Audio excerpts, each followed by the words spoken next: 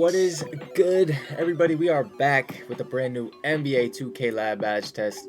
Of course, in this video, as you can see by the title, we are going to go over the Intimidator badge and just how much it affects different types of shots, whether that be on the perimeter or in the paint.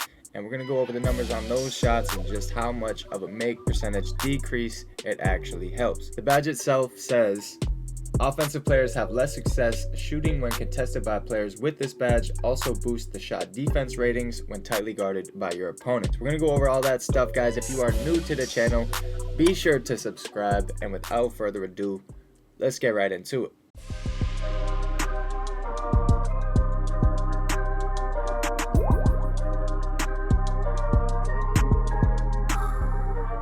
To test Intimidator, we had an offensive player shoot with perfect timing at the top of the key with contests ranging anywhere from 20 to 30% on each shot. Now we took 200 shots against each badge level, and the defender was the same height and wingspan as the offensive player. Like we say, every time we usually do one of these tests, typically the offensive player and the defensive player are clones. Now the offensive player had 90 offensive ratings while the defender had 90 defensive ratings. As we look at this, the results at this rating, not that great. And even though it was a decent decrease in makes, we honestly expected more, but bronze through Hall of Fame pretty much sit around a 5% decrease in makes.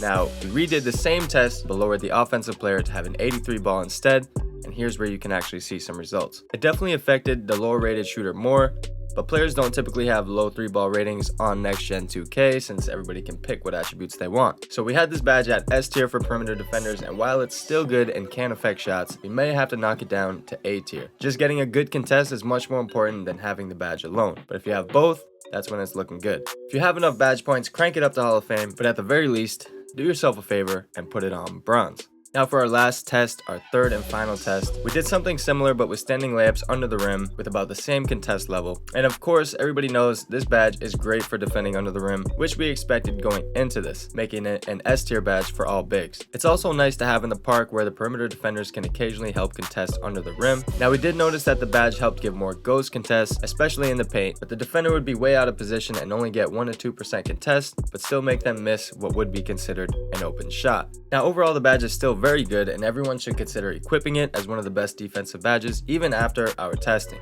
Now that's all we got for the Intimidator badge, guys. Be sure to leave a like if you found this video helpful. Thank you for watching, guys. As always, it's Spillboy, and I'm out. Later.